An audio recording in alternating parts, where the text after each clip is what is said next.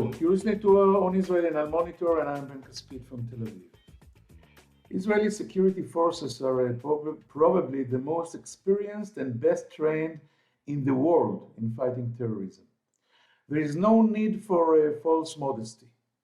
That's just the way it is in a small country at war with all or some of its neighbors since day one. Its security and intelligence services are rarely caught unprepared. But then there are the exceptions. Over the past 10 days, Israelis were stunned by a succession of terrorist attacks in the heart of 3 Israeli towns that left 11 people dead. The security forces' failure to prevent the attacks stems in part from the unexpected identity of the killers. The first 2 were Israeli citizens, extremist Arabs affiliated with the Islamic State, an organization that many believed had been wiped out. The third was a Palestinian copycat from the West Bank. In between wiping the egg off their face, security forces are gearing up for a wave of copycat killings typical of this age of social media. Although most such attacks end in the terrorist death, social media portrays them as heroes. TikTok is particularly popular in exposing every Palestinian and Israeli Arab youth to the glorious sacrifice of these so-called martyrs. Israeli security agencies are experienced in monitoring terrorist organizations, at least those that have a defined infrastructure and a chain of command, but not lone assailants. Sophisticated surveillance technology doesn't always help either. Those plotting such acts have learned to avoid using their cell phones, which makes them automatic targets of interception. Today's podcast hosts a world-leading counter-terrorism expert. Professor Boaz Ganor established the International Institute for Counter-terrorism at what is today known as Reichman University. He has served as a key advisor in intelligence and security and is credited with helping shape Israel's counter-terrorism doctrine. He joins us right after this short break.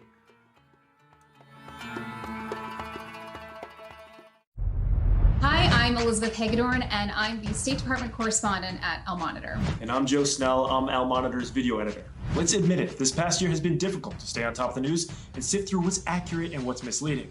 Let Al Monitor help you. If you care about the Middle East and North Africa, you should consider listening to Al Monitor's audio series On the Middle East with Andrew Parasalidi and Amber and Zaman, and On Israel with Ben Caspit. You can now watch our newest video podcast, Reading the Middle East with Gilles Capel. You can subscribe to these series on your favorite podcast platforms. And through a host of free daily and weekly newsletters, we offer a range of perspectives with the highest journalistic standards. You can subscribe to these newsletters at almonitor.com. As an award-winning media service headquartered in Washington, D.C., Al Monitor has a network of over 160 contributors around the world. So if you haven't done so already, be sure to visit almonitor.com, where you can find all of these newsletters and podcasts along with first-class reporting and analysis.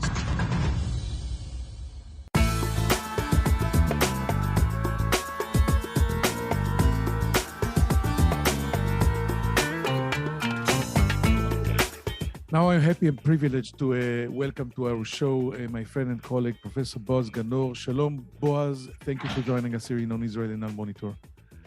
Shalom, Ben, and thank you for having me. Okay, let's dive into business. My first question, Professor Ganor, is that there was no advance warning of the latest terrorist attacks on our streets that were carried out by lone assailants, at least in the beginning. Unlike the terror wave we experienced some 7 years ago when the assailants were mostly armed with knives, this time, in the first few days, the weapon of choice was mostly guns and rifles. And I want to ask, do we know enough right now to characterize this latest version of terrorism? We know quite a lot, I have to say. And let me zoom out for one moment, just in order to go back to your question. Let me zoom out by saying that practically or generically, there are 3 types of perpetrators of terrorism. And of those 3 types we saw in the last week, 2 of them. The first type is the lone attacker, the one who's being inspired by a terrorist organization, not necessarily a member of a terrorist organization that was recruited or trained by the organization. The second type is what we call local independent network, and this is a group of lone attackers that have been radicalized together, being inspired together by a terrorist organization, and one day together they decide to commit an attack. This is different from the third type, which is a cell of terrorism. A cell is combined by individual terrorists that have been recruited to the organization, trained by the organization, and sent to their mission with the operational support of the terrorist organization. Thanks God, until now, we didn't have this case in the last 2 weeks, and we had in Beersheba the lone attacker that was inspired by ISIS, and in Hedera, the organized the local independent network that was also inspired by ISIS.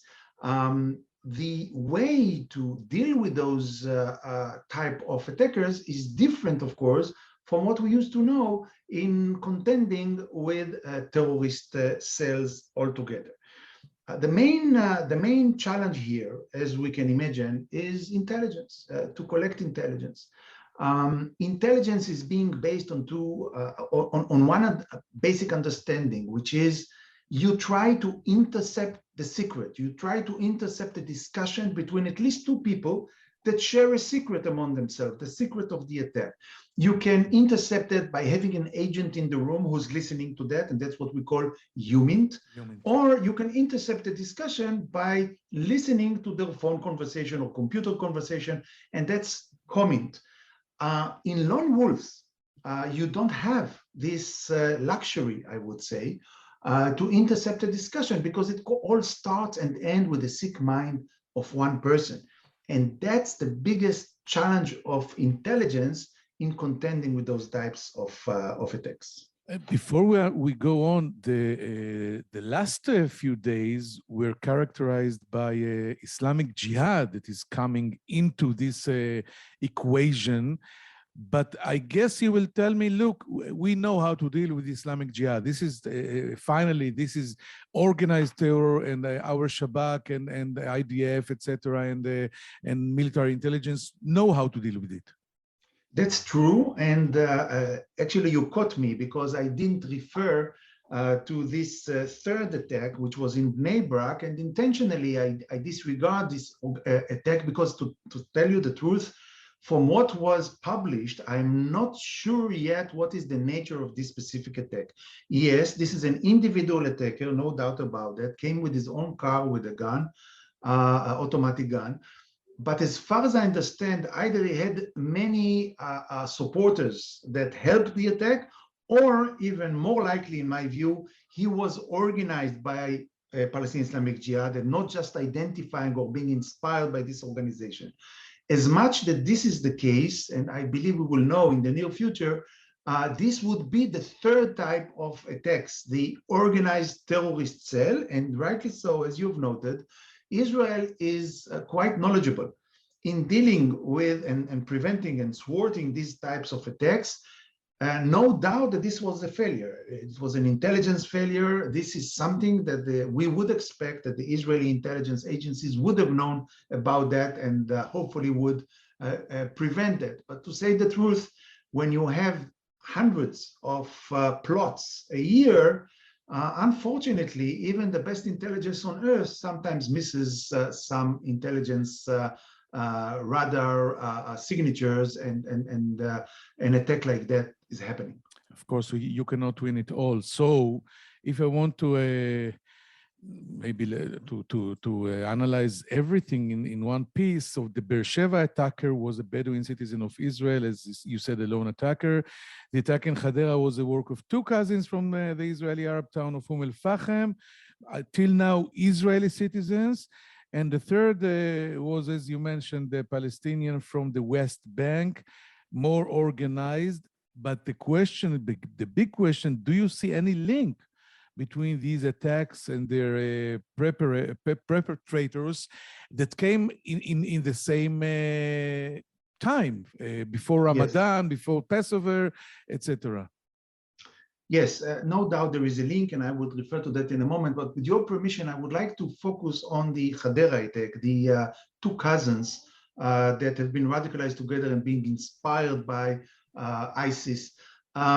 This reminds me, this specific attack reminds me more than the Palestinian West Bank type of attacks. It reminds me the attacks that are being conducted by lone attackers and organized and local independent network in Europe, because what we see there are attacks that in most cases conducted by second and third generation Muslim immigrants to Europe, not the first generation, by the way, but the second and the third, which are being more radicalized, more frustrated with the situation, and being caught by the incitement and the radicalization material of ISIS. And they go and wage their jihad, or the way they understand their jihad, in conducting those specific attacks. In many cases, those are close friends or family members. To remind an attack, for example, the attack in San Bernardino in California, a husband and a wife that conducted this attack. Another attack that was inspired by ISIS in Israel a few years ago, two cousins that conducted the attack in Tel Aviv in Sarona neighborhood, and so on and so forth. So it's very, very typical, all those elements of the attack in Hadera, and it's similar to attacks that we see globally, worldwide. As for your question, yes, there is a common denominator. There is some things that connect those attacks together. And I would say this is the volatile atmosphere that we are living in the recent weeks, and they are growing as we get into today, practically, to the month of Ramadan. This is a month that is being regarded as a volatile month for radicals and Islamist jihadists that find this timing as an appropriate time to conduct those types of attacks. You can combine to that the higher level of incitement coming from both ISIS on one hand, that want to show worldwide that they didn't lost this touch, and still very dangerous type of terrorist organization that can attack whenever and wherever they want. And of course, the incitement of the Palestinian Islamist jihadists as Hamas and Palestinian Islamic Jihad that would like to see a deterioration in the situation in Israel per se, and also in the West Bank in the months of the Ramadan. And also in May, as you remember, we have the anniversary, the Independence Day of Israel, and other events that are also very volatile. I think that when you combine those together, you see and you understand why there is a raise of concern among the Israeli security agencies and among Israeli decision makers. And you can add to that what we know for fact is the imitation factor, in which one successful attack might lead to other imitation, might serve as a model for other to imitate in further attacks. And we didn't speak yet about the networks, the social networks that take this romantic issue of an attacker and brings it to any cell phone in the territories and elsewhere. Let's look at the bigger picture. Israel and the world have grown accustomed to fighting terrorism, especially when it's organized. But in recent years, we've been seeing a growing number of individual terrorists not sent by any organization, which makes their plans much harder to detect and foil. You just referred to it. Not only is it hard to obtain intelligence about their plans, they themselves often don't know until shortly before they set out on their mission that they're going to go through with it. How can the world deal with this phenomenon? So Ben, I already shared the bad news with you and with your listeners, saying that intelligence find it very difficult to intercept those types of attacks, because in many cases there is no discussion between two people altogether. But now let me share with you the good news. The Israeli intelligence for sure, but not only Israel, other intelligence services around the world have found some kind of a solution to the problem. And the solution goes back to what you have mentioned a minute ago. These are the social networks. The social networks are playing a very negative role in radicalization processes, in spreading incitement, in recruitment, and so on and so forth. But also, it's a platform for the intelligence services to monitor and to have a preliminary warning before an attack occurs. Let me explain that with your permission. You know what's the difference between a terrorist and a regular criminal? They do the same. They kill, they arson, they extort. But a terrorist actually believes that he's doing that for an altruistic reason, some political goals that he's trying to achieve, or religious or ideological goals, and so on and so forth. He sees himself, or she sees herself, as an altruist. The worst condemnation that you can condemn a terrorist is to refer to him or to her as a regular criminal, as a person who wants to conduct those atrocities for profit or for other reasons and not ulterior motive altogether. Now, this is why it's very important for those terrorists to publish their grievances and their reasons for conducting those attacks before they conduct the attack, because if their manifesto would not be spread out, if people would not know what was the reason behind this atrocity, they will be regarded as regular criminals, and that's the worst thing that can happen to a terrorist. In organized terrorism, the terrorist cells, the third group that I've mentioned before, the organization is doing that for the terrorists after the attack. They take a photo of them, they have a video clip or a written manifesto. And after the attack, either if, regardless, by the way, if the terrorists die in the attack or being arrested after the attack, the organization will publish the video clip. And we all would know how so-called altruistic this terrorist is. For the lone wolves, they don't have this ability. They need to publish that before the attack. And this can be intercepted and is being intercepted as an intelligence warning before the attack. Even in the attacks that we saw last week, in many cases, there were signs on the social networks before the attack occurs. The person hinted or practically said that this is his intention to do so, the terrorist. So that's practically the good news. You asked me how this phenomenon should be dealt and can be dealt. By OSINT, not UMINT, not COMINT, as we mentioned. OSINT is open sources intelligence, and there are many, many successful achievements in thwarting terrorist attacks by using AI, artificial intelligence, big data, and material from social networks. Fascinating indeed.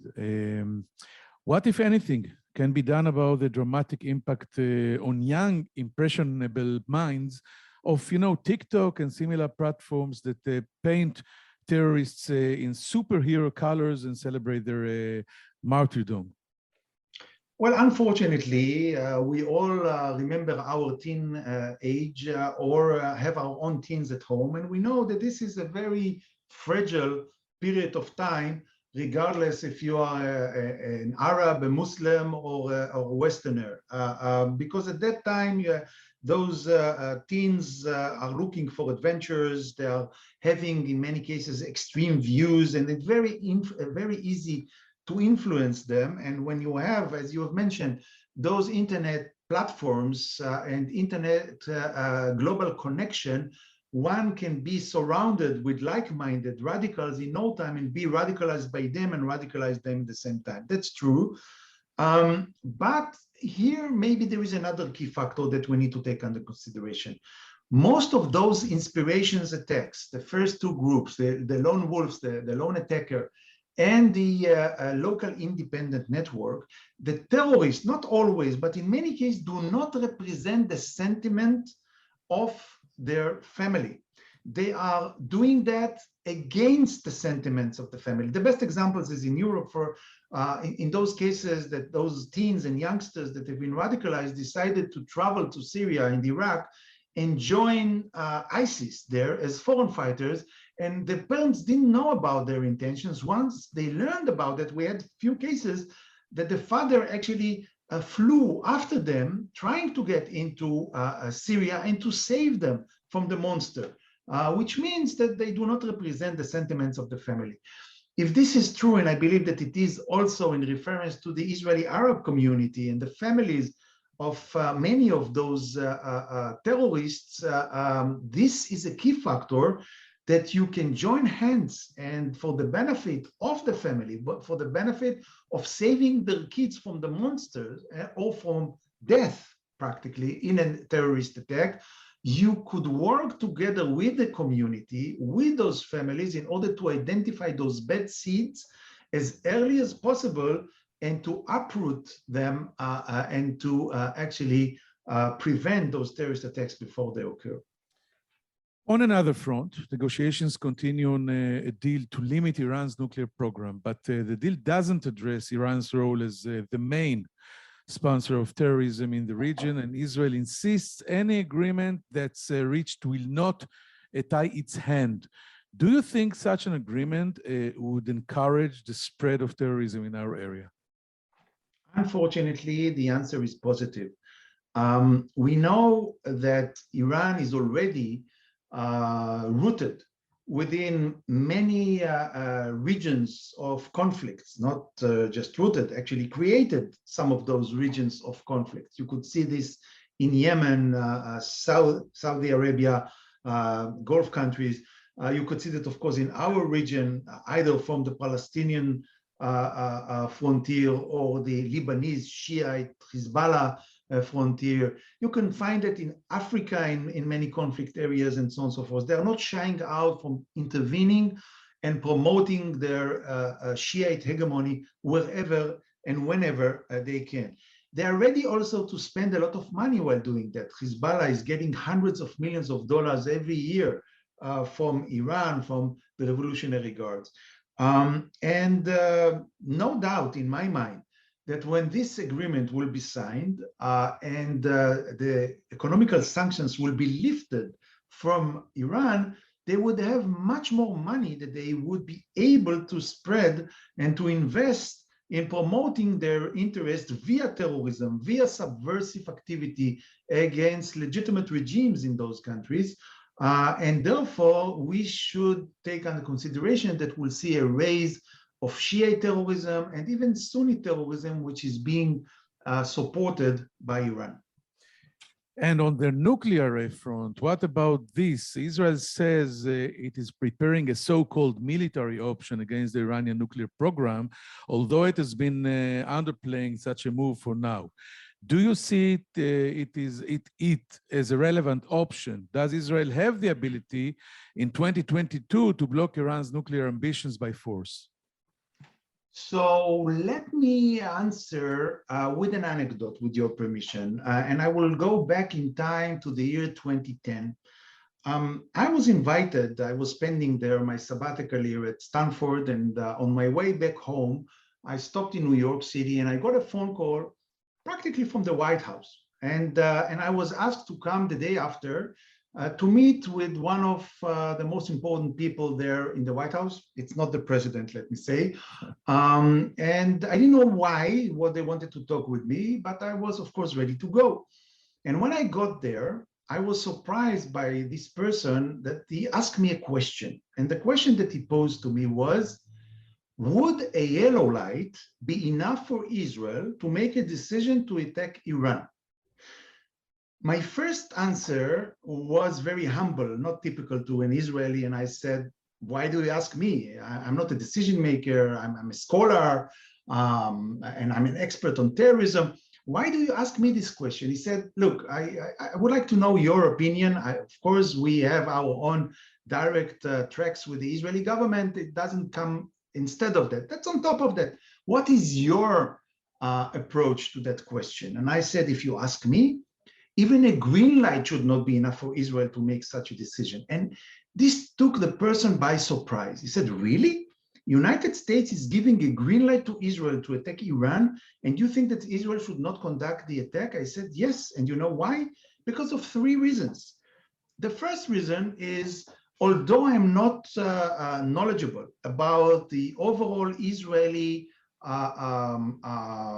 military and Air Force capabilities, this is a secret which I'm not exposed to, but I tend to believe that Israel is incapable of uprooting and eliminating all the nuclear facilities that are being scattered around Iran today in an underground tariff. I don't think that Israel is capable to destroy all of them simultaneously in a strike like that. Israel is probably capable to destroy some of it, to actually harm the nuclear efforts of Iran, maybe severely. But this will drag their capabilities, what, a year backwards, 2 years, 3 years? What would happen the day after? The day after, they would come forward and say, we have been attacked, and now we have all the legitimacy to run for the bomb. This is the first reason why I think Israel should not do that. The second reason I said to him, I do know what the proxies of Iran are preparing for Israel in case that this would happen. And I refer mainly to Hezbollah. At that time, Hezbollah had a few tens of thousands of rockets aimed toward Israel. Today, we are talking about 150,000 rockets. This is an unprecedented arsenal by a non-state actor. Even most of the states around the world doesn't have such an arsenal. And this is the long arm of Iran that practically are planning to use that if and when they will be attacked by Israel. And this would cause an enormous damage in Israel. The third reason I've said is that, yes, I do not underestimate the threat of Iran becoming a nuclear regional superpower.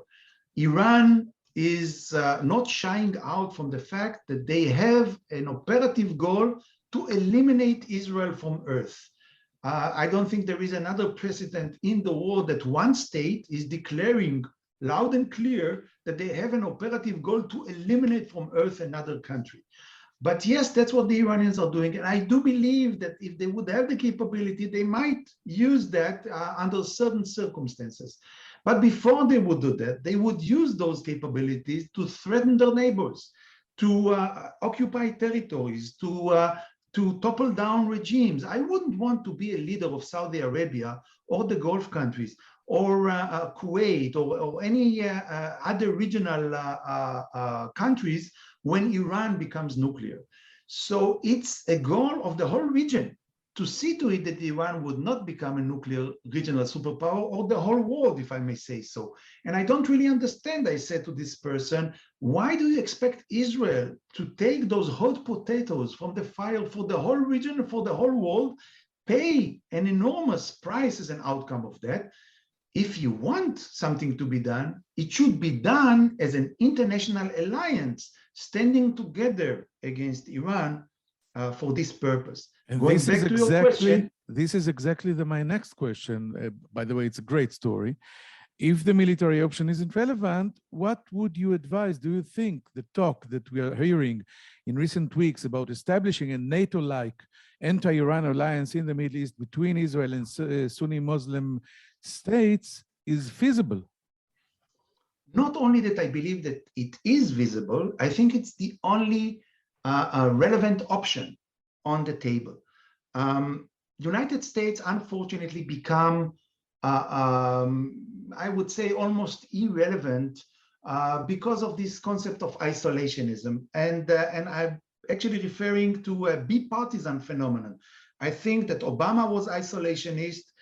Trump was having a lot of declarations, but he never put the money where his mouth is, meaning he was not ready to stand and to use military force, even when the Aramco oil fields were bombed by Iran and through the Houthis, the proxies of Iran and so on and so forth, or when the American drone was shot down by Iran. So Trump was also isolationist in this regard, and Biden is also reluctant to be involved in regions of conflicts altogether. I don't blame them. I'm just describing that. If I would be an American, maybe I would also be an isolationist.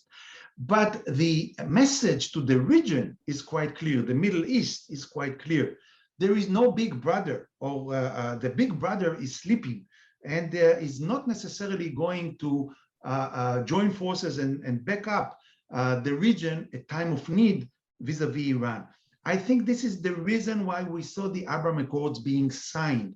It's not just a Trump request or whatever. This is a real interest of the Gulf countries to look for, if not the big brother, so at least a small, strong brother that might be of help whenever they would need that. So the concept of building a second NATO, the concept of building a military alliance is the basis, in my view, of the Abraham Accords. And I think that's the only thing that can materialize. With your permission, Ben, let me share with you a short anecdote, another anecdote as well. In 2015, I had the opportunity to meet another American prominent person that was engaged in the talks in Geneva. And me and a few of my colleagues have been briefed by this person about it was a few months before signing the first agreement.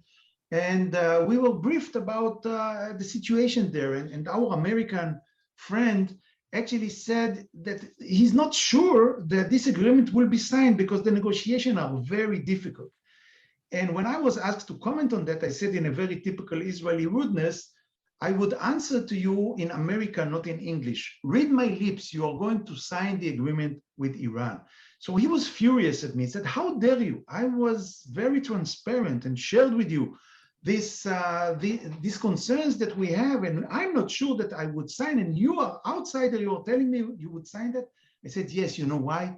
Because the Iranians need that agreement desperately, economically, and for other reasons they need it, and they would sign it. They're the best negotiator on earth. Just try to buy a carpet from them and you would understand how difficult it is. But at the end of the day, since they need it so badly, they would sign the agreement. But I have a question to you, I said. Are you preparing yourself to the day that you would find that they maybe deceived you and they ran for the bomb in a confidential manner? What you would do then? So he asked me, do you have any recommendation? I said, I have two recommendations. A, build now the second NATO. Build now an alliance that will monitor Iran on a daily basis, that would see that they are not crossing or not turning a blind eye to the commitments that they took upon themselves.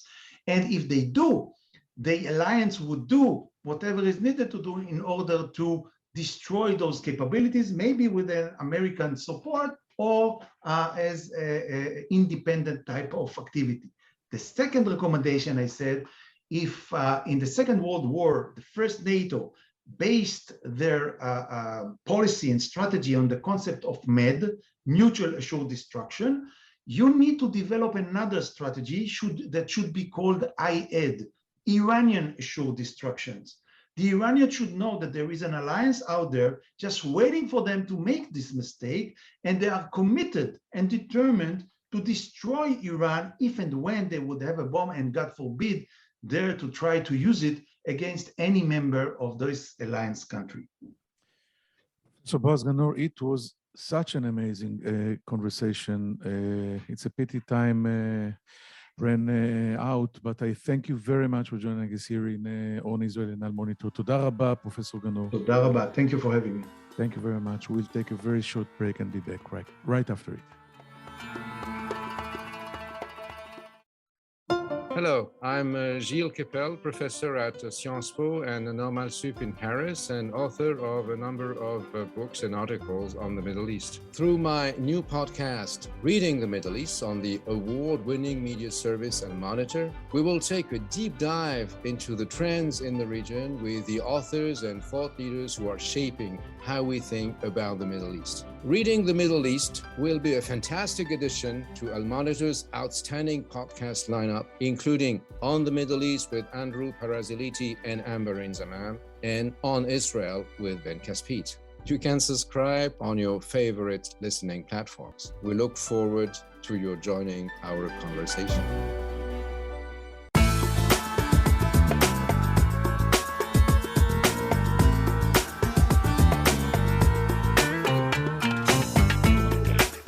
Thank you for staying with us.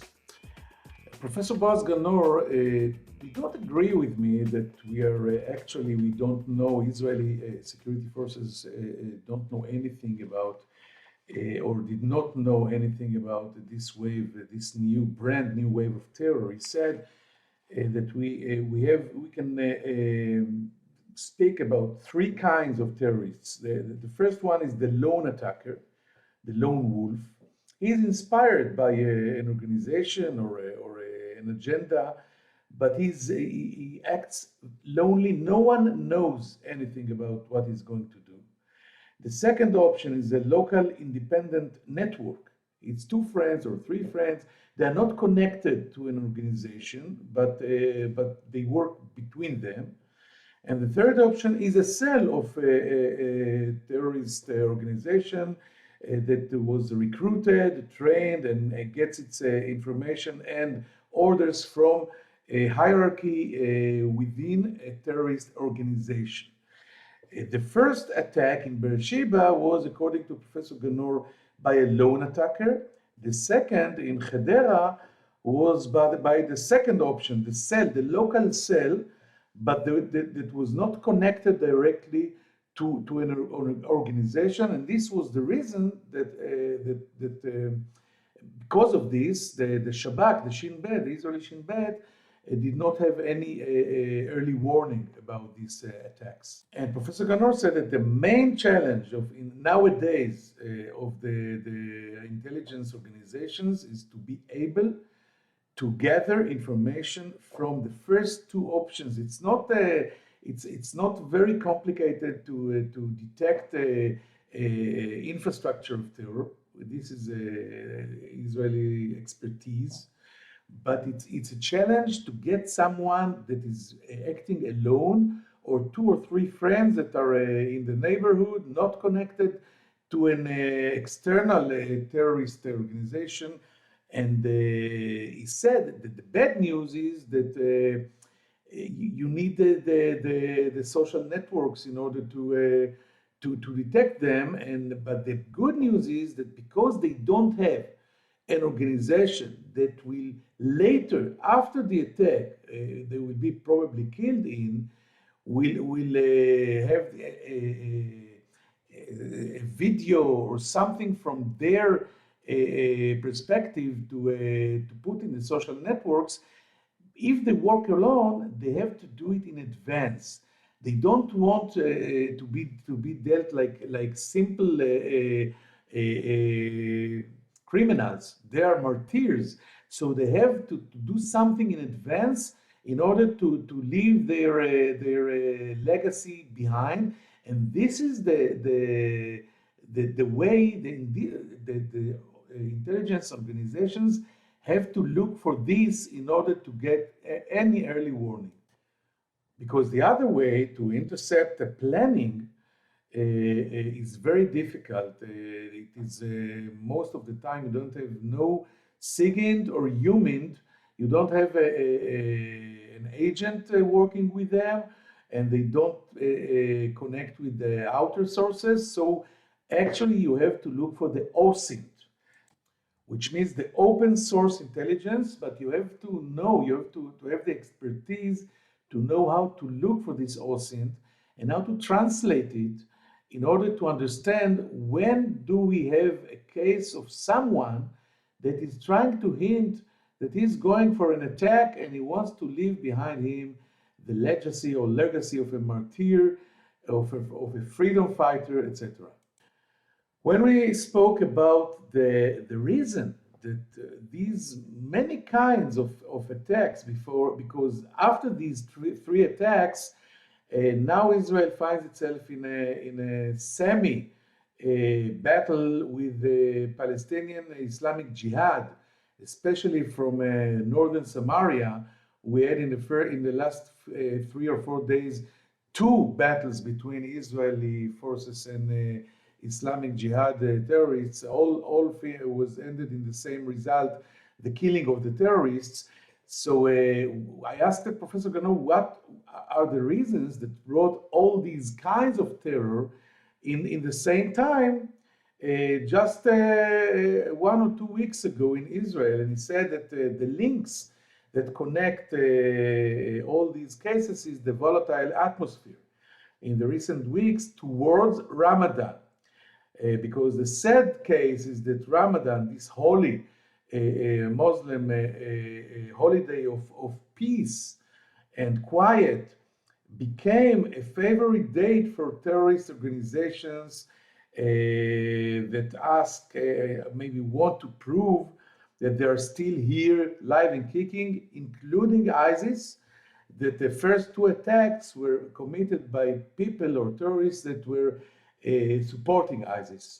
The second part of the conversation was dedicated to the Iranian case, the terror spreading and the nuclear Iranian infrastructure. And Professor Ganor surprised me when he said that the Israeli military option is not so relevant, that he thought this way even in 2015 and even before.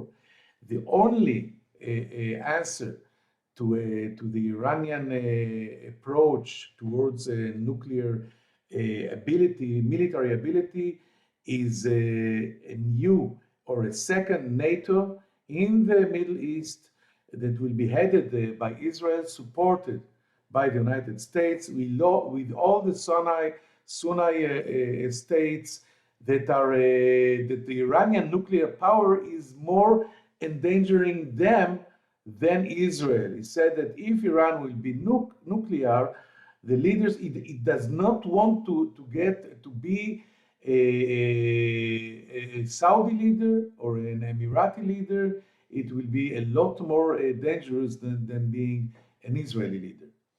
I thought it was a very interesting conversation, and I hope you enjoyed it, and hope to find you here next week, next time, next hour and place in On Israel in Al Monitor. I'm Ben Caspit from Tel Aviv.